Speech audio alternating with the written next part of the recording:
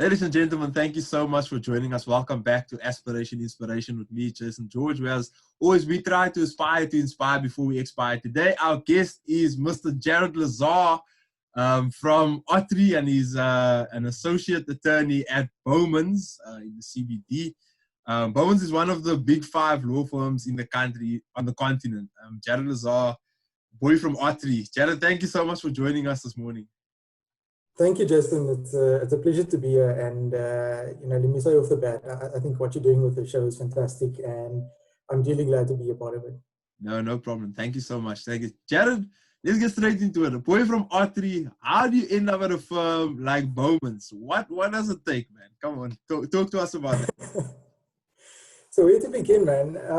Look, I think you have to start at the beginning with these types of stories, right? Because I think it is a journey, and I, as I kind of take you through my story, we'll see that there's these sort of plot points that are quite important in someone's professional journey, right?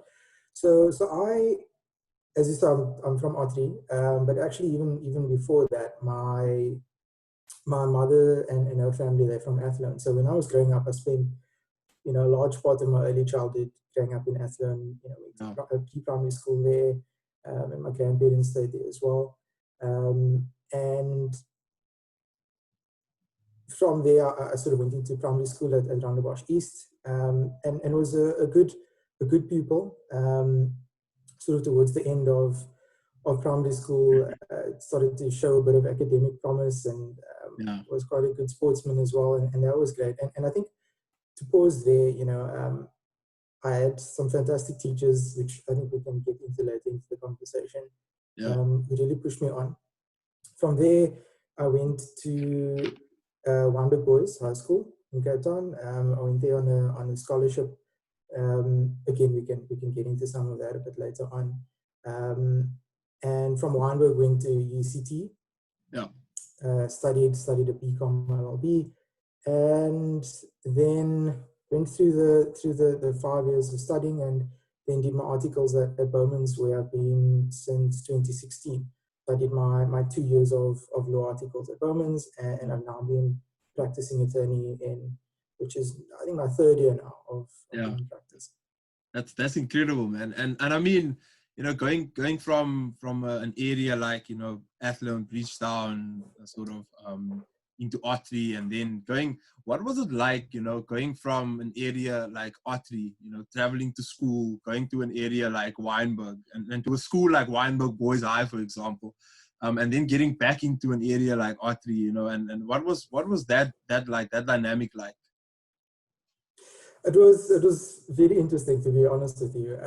When I was at school, and I must be honest, I think Wynberg is, even though it's a former Model C school, I think it's quite unique in that certainly when I was there, which was between 2006 to 2010, we actually had quite a diverse grade, quite a diverse school. So you never felt, out, or you never felt kind of insecure at any point about who you were. And there were some times when I would travel home from school, and I would take the bus. And I remember taking the Bayview bus was my bus. So from Wynberg Terminus, take the Bayview bus, and then I get off in Ottery. And especially during the summer, I'll never forget. It's a very funny story. But during the summer months, part of the school uniform was that you would wear shorts.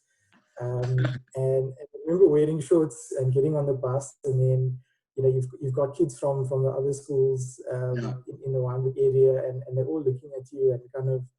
You could ask questions like Bochi, why are you wearing shorts? Which is funny, because that was one of the times when you really felt a little bit out, and like you fit in. I mean, it's such a silly thing looking back now, but it was kind of it illustrates the interesting point, that there was this sort of 2 worlds that you were part of when you were at school, and then you were kind of in your own world, and then you left school and you kind of had to go back, and it was back to life as it were. Which was a challenging thing to deal with. Like from my school, like you would never get away. I mean, the guys wore like shorts as a fashion statement, you know, like the cool kids on the Yeah. school. Even then, like I think at some point our school even had something against wearing a shorts. You know, the school didn't want people to wear shorts because and then later changed. Yeah, it's neater. Maybe we should have it, but you know, it's like cutting a bless, man, and going to school with a bless. Like you know, I got away with that. You know, you don't just cut the bless away Yeah. and then you go to school. So I think that's a really interesting dynamic. But yeah, more about you said you did a BCom LLB when you got into UCT. How does that work? For someone who wants to study, you know, law and pursue maybe not a straight LLB, how does the BCom LLB work? Sure. So I think to maybe explain why I did it. For me, I must confess, law was not something really that I always knew that I wanted to do. When I was at high school, we were lucky because we had economics as a subject, and I really loved economics.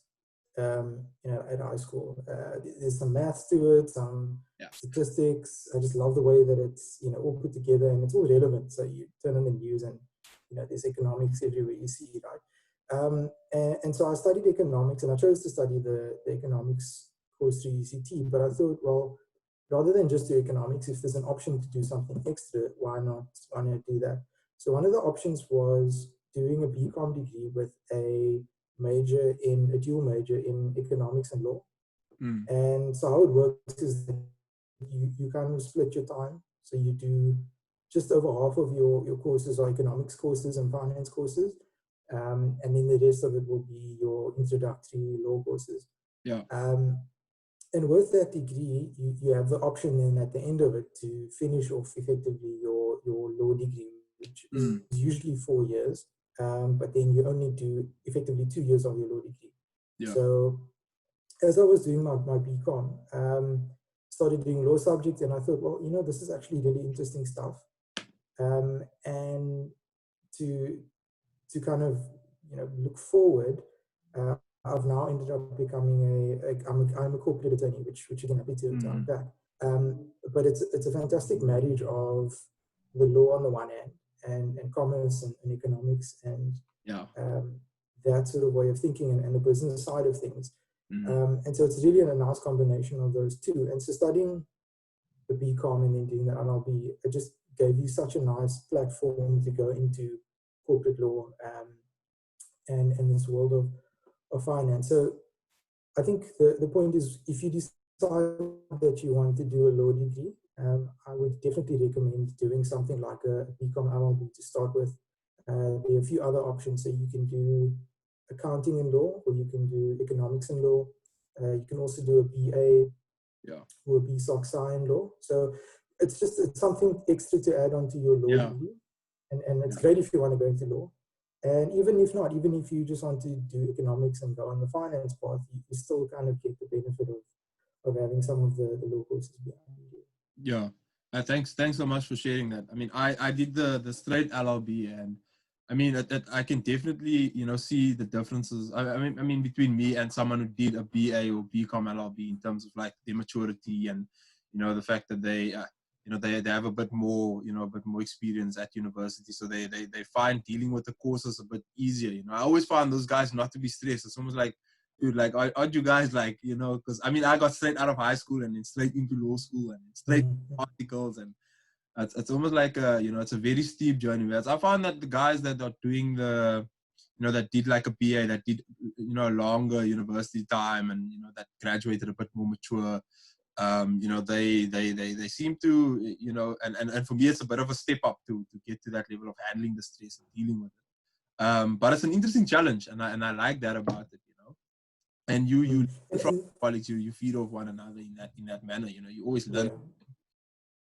So and maybe to be clear, I think it's important to say that just because you've done a straight LLB doesn't mean that you can't then go into a corporate law field. It's really just that everybody has their own journey, and sometimes it's just not for you. Sometimes you have your mindset on being a lawyer and you do the 4-year LLB because that's what you want to do. So by all means, then do it, and you can certainly still move into the commercial legal field. I just thought it was important to clarify that. Definitely. No, definitely. And I agree. I mean, yeah, to make full disclosure, I mean, I did this at LB, as I said, and I always wanted to be a lawyer, but then you meet guys in practice like Jared Lesar, and they will teach you, you know, the cool stuff.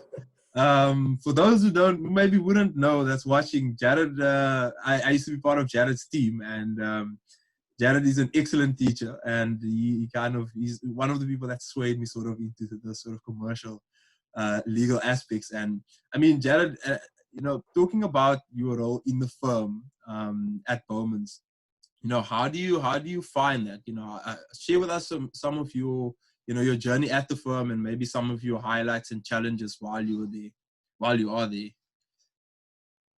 Sure. I mean, where to begin? So maybe to give you and to give the viewers a bit of an idea, because I think not everyone potentially knows you know, how things work once you've graduated and you want to become a lawyer. So once you've finished studying, you have to do 2 years of your articles, which is, it's just post varsity training, and you have to do those 2 years of articles at a law firm, or you can do, I think there's an extra training course, and then you have to do a year then after that of training at a law firm. So for me, my journey with Bowmans started when I was in university, and I was applying to do my 2 years of articles, and then got recruited by Bowmans out of university, which was it was a fascinating experience, because one of the things that drew me to the firm was that they were looking for, you know, someone that was going to be themselves, and they were more interested in you know, me being me and what I could bring to the table, as opposed to a bum in a seat, which is not often that happens, I think. And so that's sort of the thing that drew me to the firm. Yeah. Fast forward a few years, and so when you start doing your articles, most firms have this policy of you rotate to different departments. So I started out, I did 6 months in the shipping and logistics team, and that was quite exciting, because I got to do some really cool stuff like arresting ships and you know, going on boats. Arresting a ship, that's a whole other story.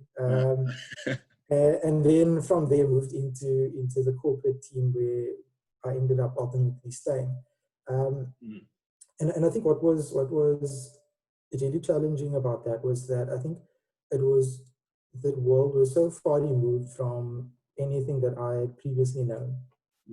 You know, to come back to the point we were making earlier on, this kid from Ottery, and suddenly you are, because you're working at a firm like Bowmans, your clients are Old Mutual, your clients are massive corporates, your clients are, you know, big important people in the South African commerce world, and so you really have to find yourself in all of that, and you have to find yourself in the firm, because you also end up working with some of the smartest legal minds that are currently alive in South Africa, right? And some of the really top lawyers in their field. So it's a challenging thing to have to build that confidence up inside yourself, to say, listen, I know what I'm doing, and I have the ability, and I can, you know, throw punches with the best of them when it comes to the law. So I think that's something that takes time to build up, and it's important to have good role models and good teachers and good colleagues who are constantly pushing you and helping you along the way and teaching you.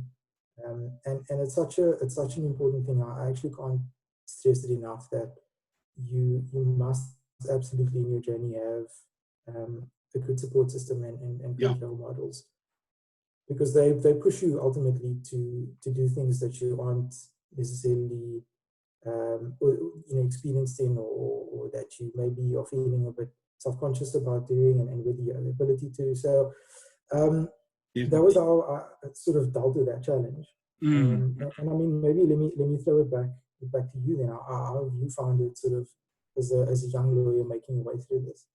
I mean, it has its challenges, and also, you know, I have that same background of, you know, coming from a place like Mitchell's Plain, and now you find yourself in this huge corporate arena where you have the biggest players in the corporate world, and we acting on behalf of them, and it's exciting at times. I must say, like it's not even it's always exciting, because I mean, like in the banking and finance, I started out in employment and benefits, and then I went into M&A with you guys, mergers and acquisitions in the corporate space.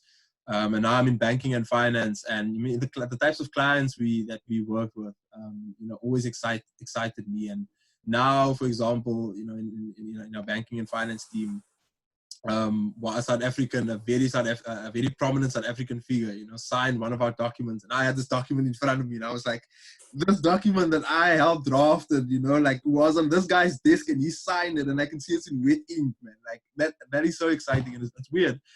But there's always this challenge of, do I, like, am I doing the right thing? Am I performing at sort of a competent level where, people are, seeing that am I adding value? There's always those concerns, and you feel like you have certain gaps, in terms of cultural gaps, and because of the type of people that you're working with, man. But I think the amazing thing about Bowmans is the people are really, they're really engaging. They're really open to to involving you. People are very friendly, and you never really have to feel that way, where you feel out. And people are always seeming to to include you. And I think for me, especially as a young lawyer, I think that's very important.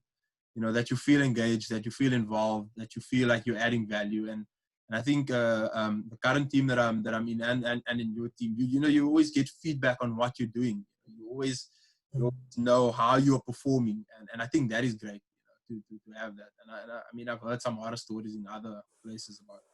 But we're not going to get into all of that now. But I think that's important for me. But I mean, the people have assisted me in overcoming, those challenges where I felt, am I doing the right thing? And someone will just give you that, that nudge and be like, hey, like, good job on this. Or you could have done this better. I would have done it like this, instead of saying, you messed up completely, you're useless. And I think I really appreciate that. So as an up and coming, young lawyer, and the environment that I find myself in, I think I'm really enjoying it. And, the people make it so much better.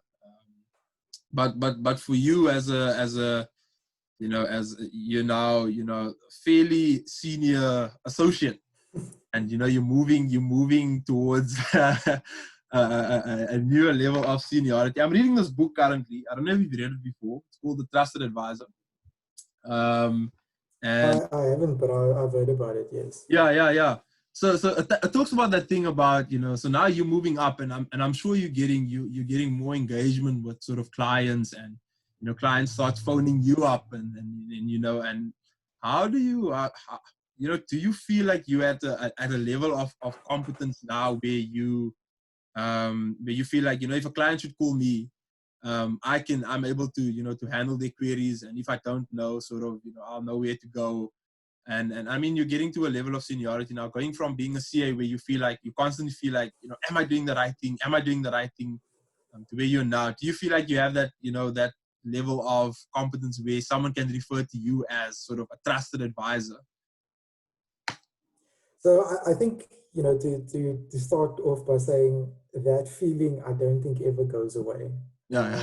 Certainly, like it's something that I still feel every day whenever I get phone calls from a client. And I think from some of the more senior lawyers that I've spoken to, they've even said to me that it's something that they still feel, have they made the right calls, and are they giving the correct advice, and so on. So it's something that it never really goes away. You just learn how to deal with it better, right?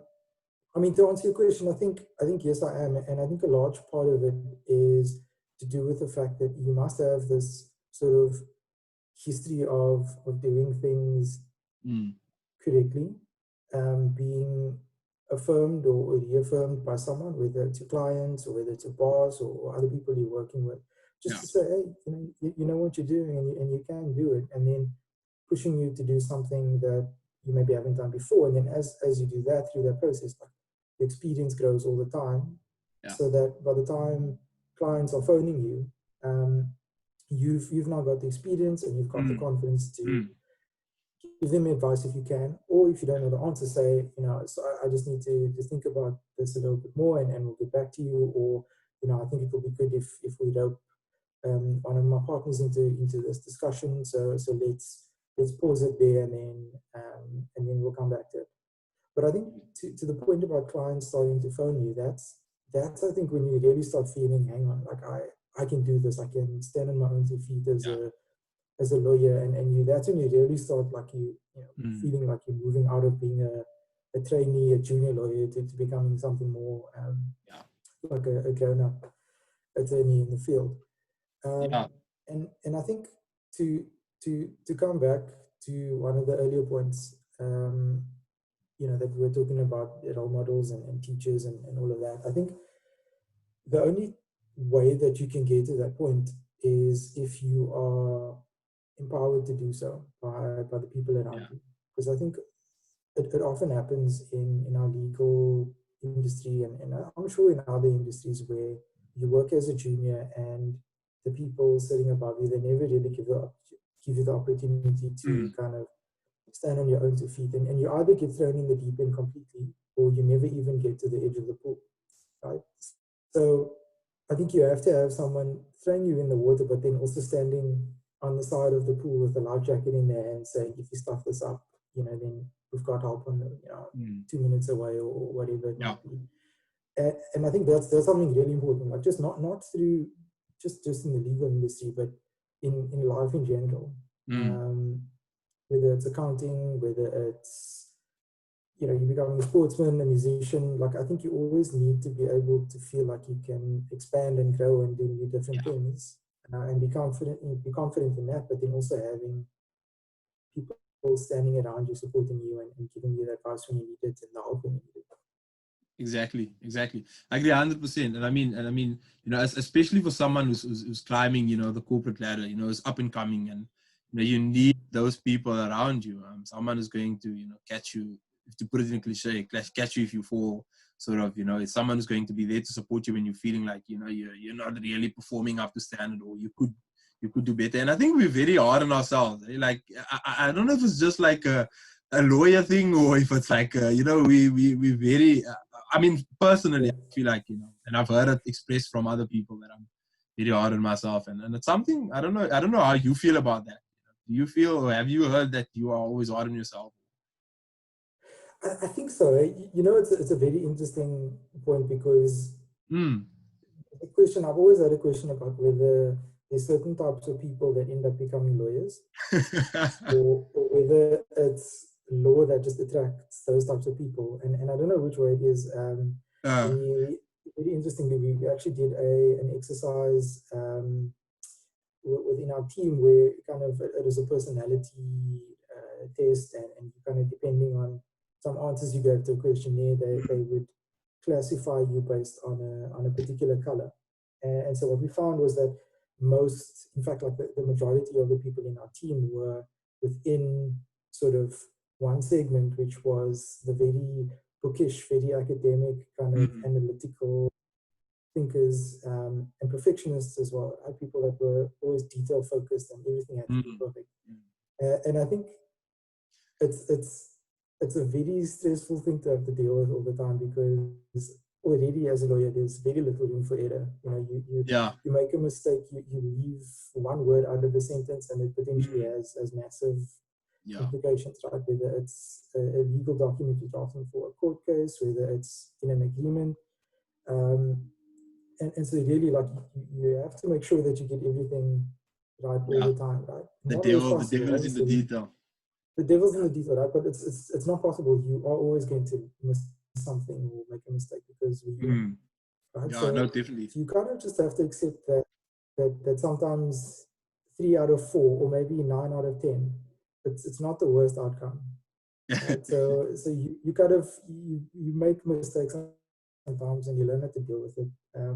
But of course, you don't want it, right? You never want to have to make a mistake. So you always are literally checking that all your T's are crossed and your I's dotted.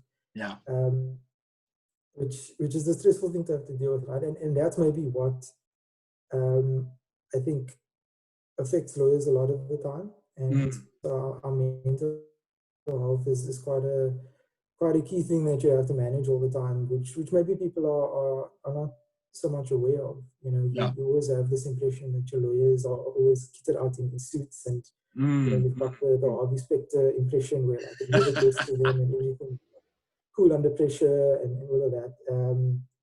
But it's tough, and it's something you have to constantly be aware of and constantly be managing. Yeah. And I'm sorry to come back to this point. I keep coming back to it, but maybe it can be the theme of the day or whatever. But you just have that support system. Yeah. You know, sometimes when I'm having a tough day, and then I'll drop a message to one of my best friends who's also a lawyer, and say to him, listen, oh, you know, this happened, and then we'll just have like a good transition about it for like 5 minutes, and then afterwards we're like, okay, it's fine. We still fine being lawyers. We can go and do it again tomorrow. And it's not lost. So yeah, I think there's a certain personality type that gets drawn to being a lawyer, probably.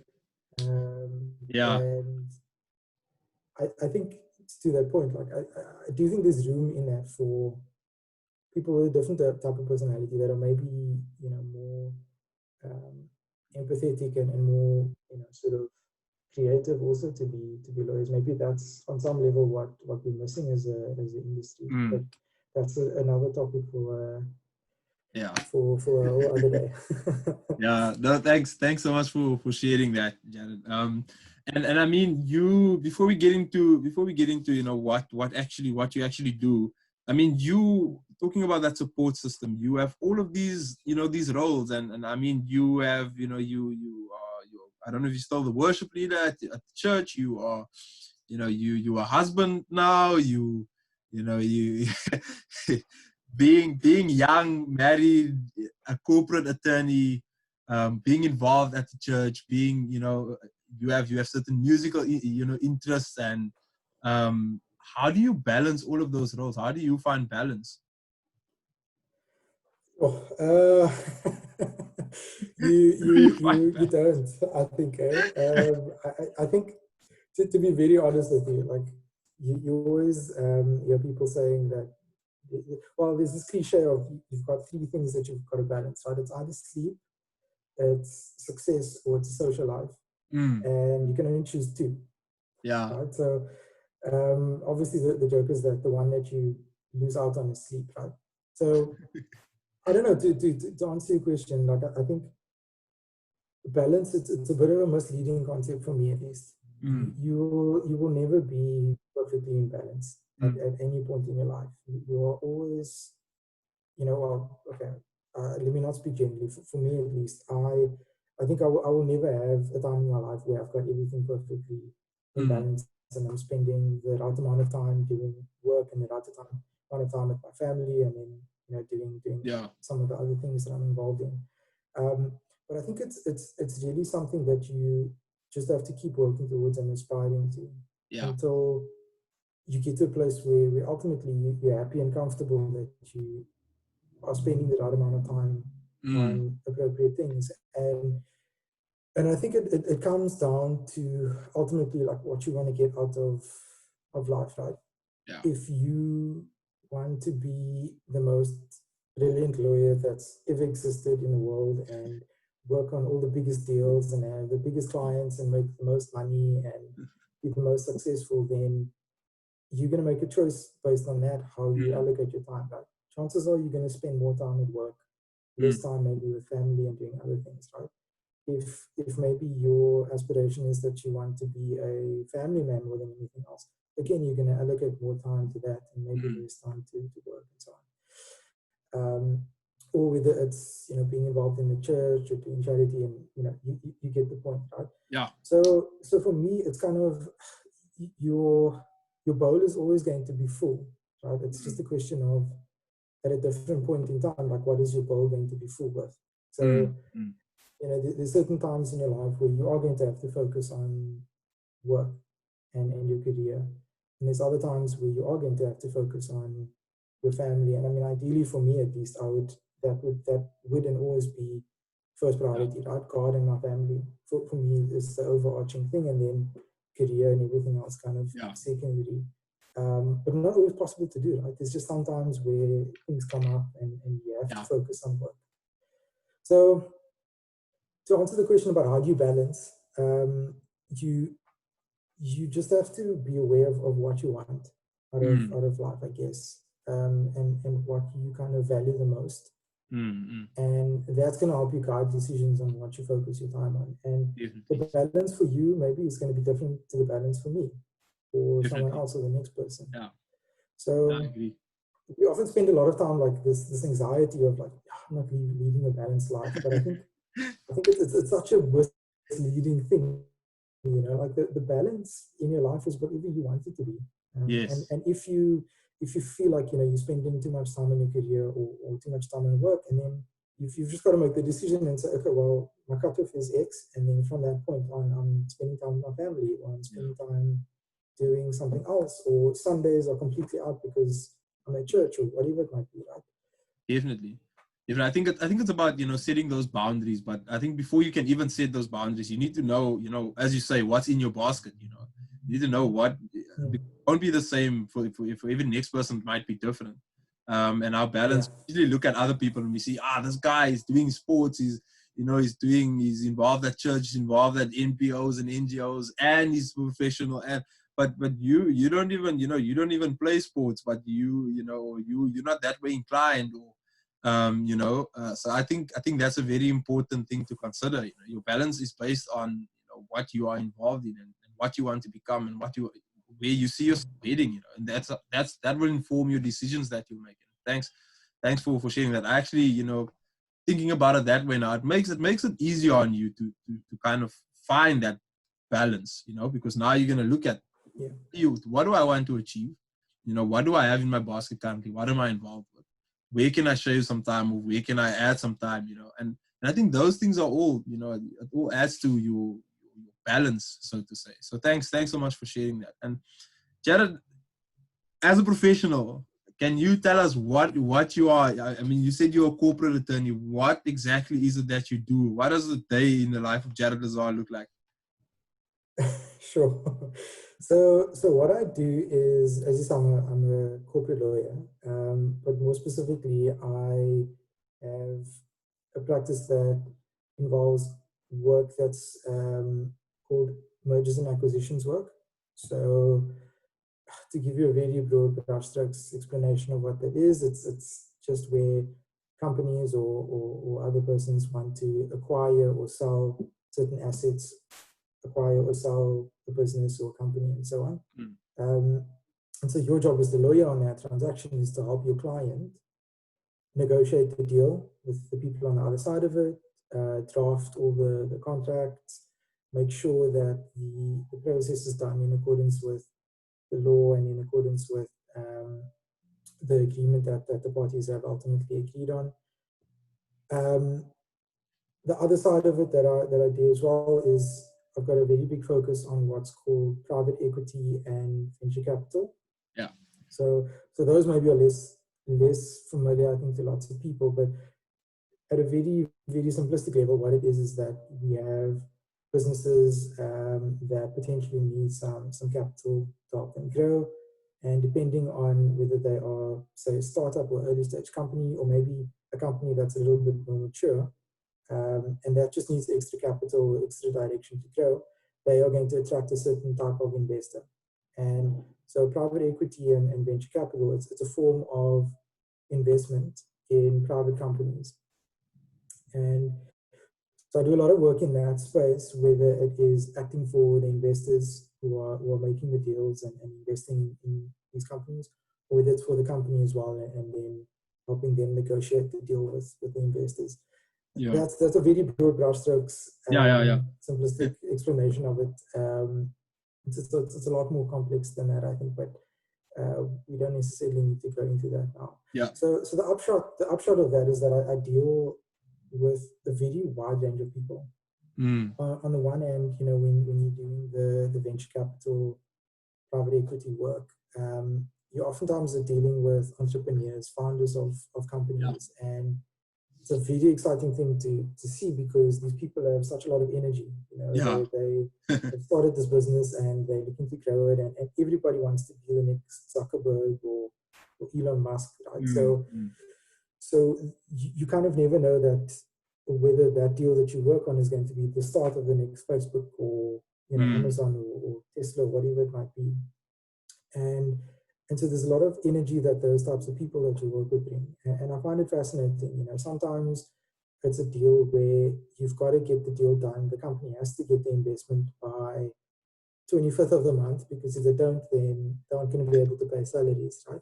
And so it's your job as the lawyer to kind of not get in the way of that, but also to protect your client's interest, whether it's the company, whether it's the investor, and also to make sure the deal gets done in a time frame, right? So that I find fascinating, and it's a big part of the fulfillment, I guess, in what I do. You know, you work on these deals, and it's perhaps, you know, to put it bluntly, a little bit of a more human experience, because you can see the end result of it. If I've done my job on that deal, and the investment has been made into the company, and the company's been able to, you know, pay its salaries at the end of the month as a result of that, that's X number of jobs that have potentially been saved, X number of families that have, you know, received an income this month, which is it's a fulfilling feeling, which is maybe surprising for a lot of people to hear. I think there's often a lot of pressure, especially on young people, that if you want to make a change in the legal field, or you want to make a difference, then you've got to go into like constitutional law or human rights advocacy and that sort of thing. But I think there is something to be said for this kind of work.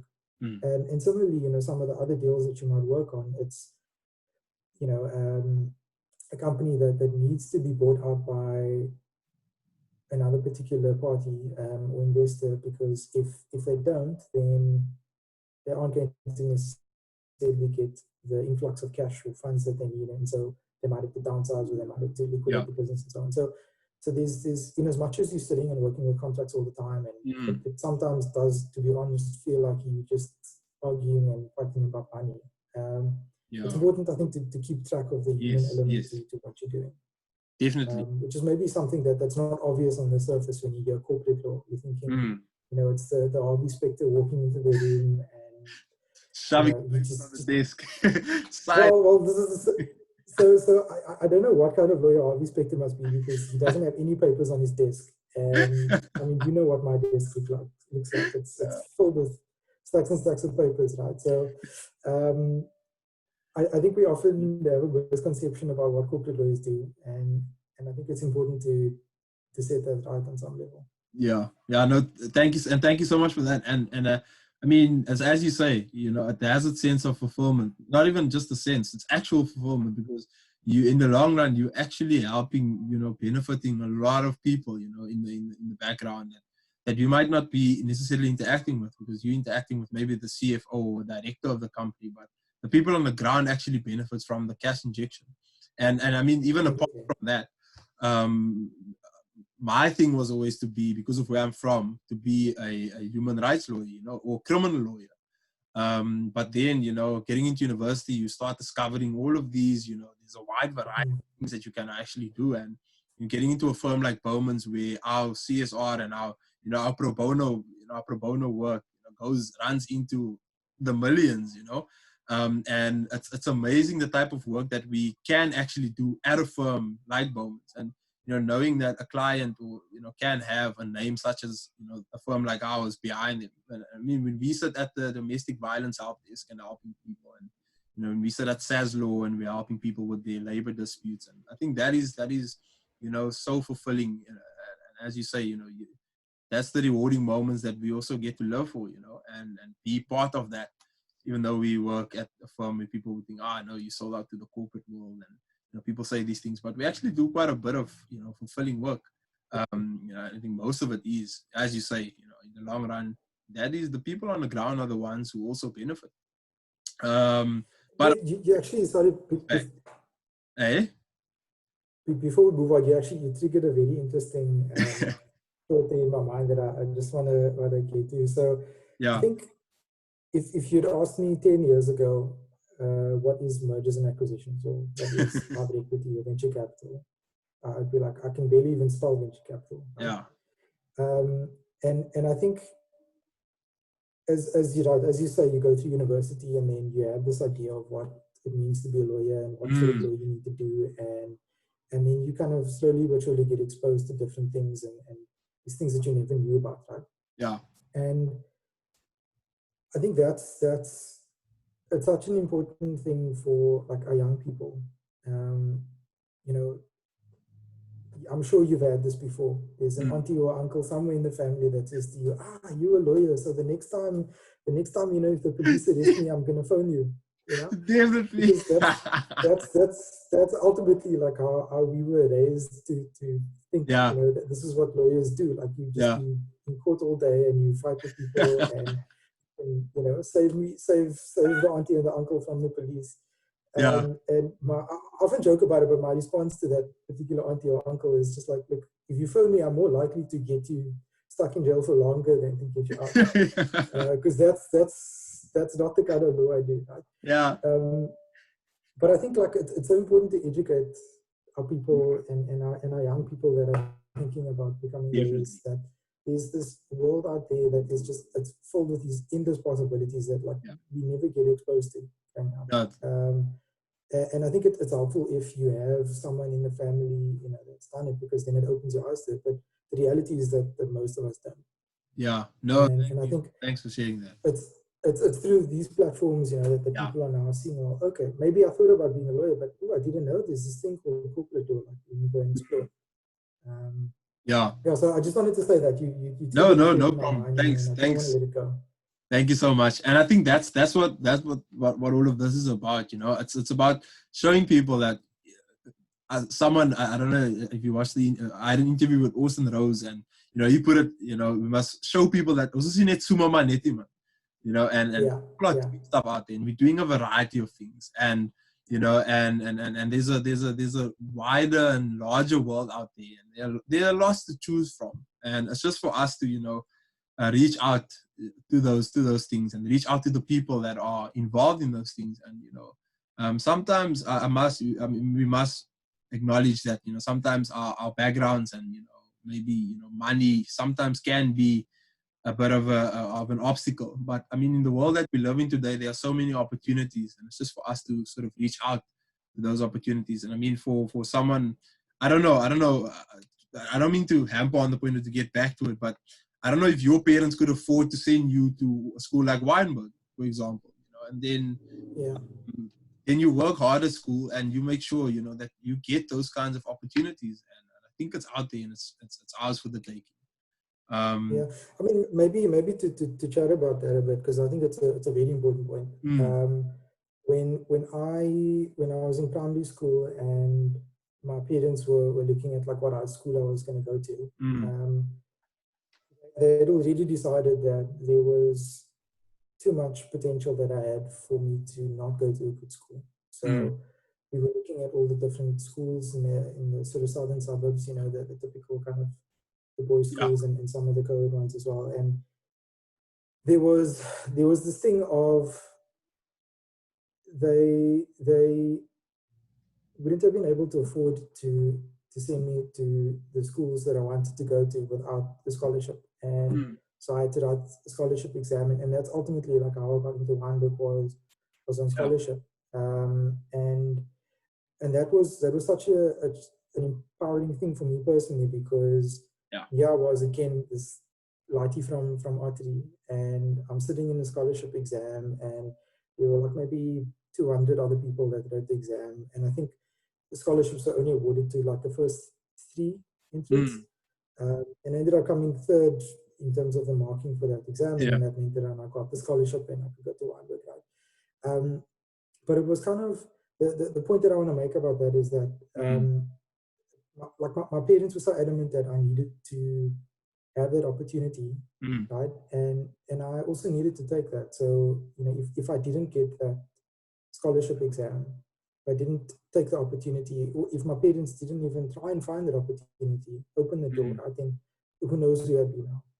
Yeah. Same thing with UCT. So my father passed away when I was in my first year of university, and on my mom's salary, they also, if we're speaking openly now, there wouldn't have been enough money to pay for that, right? So going to university, I also had scholarships, and I had to go and apply for scholarships in Matric and kind of work my way through it. And again, at each year in university, worked really hard so that I had good enough grades that I could get academic scholarships and so on, and that helped me pay off through the 5 years at university. So in that respect, like I must say, I was so much more fortunate than I think a lot of people, and I'm very conscious of that. And all I want to say is that you have to kind of look for the opportunities, and I don't think that you need to, be afraid of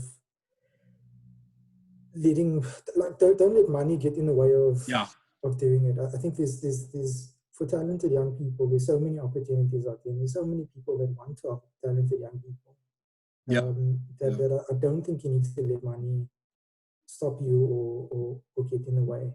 And I know that that's maybe a cheap and easy thing for me to say, having had the experience that I've had. But I think if you worked hard enough at it and you've been proactive about your career and taken an interest in where you want to be in life, then ultimately I firmly believe that those opportunities they create themselves because of the work that you put into it. Yeah.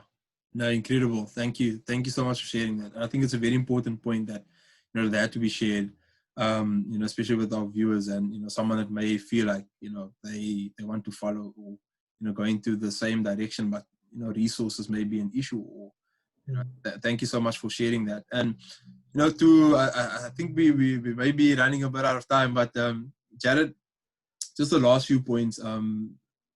If someone for your advice for someone that wants to follow in your footsteps, or maybe not even in your footsteps, but just like that wants to pursue a career in law, if someone had to give you some advice a few years ago, tell you something that you maybe would have wanted to know, that you didn't know getting into the profession, what advice do you give to someone that wants to pursue a career in law? Sure. I mean, I'll keep it brief, and I think focus on 2 points which we've, I think, already been discussing. The first point, I think, is that you've got to have a clear goal in your mind of what it is that you want to achieve at the end of the day. Having a sort of a purpose or a goal in mind it's such an important thing, because that allows you then to, as we were saying earlier on, adjust your priorities and what you want to spend time on, and what things you want to focus on. And it also gives you something to work towards, right? So I think if you know that your goal in your heart of hearts is that you want to be a lawyer and that you want to be a corporate lawyer specifically, then I would say set yourself that goal, and then identify the little milestones along the way that you're going to have to meet in order to get there. And depending on where you're starting from, let's say it's high school, right? It's university, got to do a degree, I've then got to start applying for articles. Okay, what do I need to do to start applying for articles? Who do I need to speak to? Okay, once I've gotten articles, which lawyers do I need to then be taught by and train under? From there, where do I want to go? So you've got to have that goal in mind, and it's like anything. I'm sure Wade van Niekerk in his mind had the goal of, like, one day I'm going to be an Olympic gold medalist, and I'm sure that he would have worked towards that. Similarly, you can choose anything. The Springboks, the goal was, I want to win the World Cup at the end of the day, and you work towards it, and you do everything you need to do to get there. So that's the one piece of advice that I'll give people. And the other piece of advice is you've got to take people with you. You can't do it alone. You've got to have a support system and a group of people around you that are going to help you along the way, because there's going to be disappointments. There are going to be times when you struggle, when you are tired, when you don't have energy, when things seem difficult, when maybe fail exams, or you've done Yeah. something wrong or made a mistake along the way. And I've been lucky in that sense because I've had these role models at different points in my life that have been pointing me in the right direction. I've also had this fantastic group of friends, fantastic family as well. You know, that are all like-minded and pushing me along. You know, I've got this group of friends that I've known since high school, and they're all we have the same goals in our minds of where we want to end up one day, and it's like this thing of pushing each other and you know, supporting each other along the way, and you need that, right? It takes so many people to make one person get to you know, the end point in the journey. So to summarize, set yourself a clear goal and work towards that, and have a good group of people around you, because you can't do it alone. Yeah, no, thank you so much, Jared. Thank you so much for your time as well this morning, and you know, very, very important point shared, and you know, we appreciate your time and sharing your story with us. And if you are listening this morning, if you are watching this video and you've been inspired by what Jared has said, you know, share this message with someone else. You never know who may need it, you know. And thank you so much again for joining us on Aspiration Inspiration. As always, we try to aspire to inspire before we expire. Jared, thank you so much for joining us. Any final thoughts? Anything you want to leave us with? Thanks, Jason. No, look, just to say, I think you know, this platform, it's amazing, and I think our young people, like, we really need to have these stories being told, and I think keep up the work that you're doing. I'm definitely gonna be following the show, Thank you so and much. then, you know, if there are any of your listeners that are maybe interested in finding a little bit more about my journey, or about the legal profession, or you know, the corporate legal world, then by all means, you know, we can get in touch. Yeah, thank you so much for that. Thank you so much. Definitely. Thank you so much, Jared, and cheers.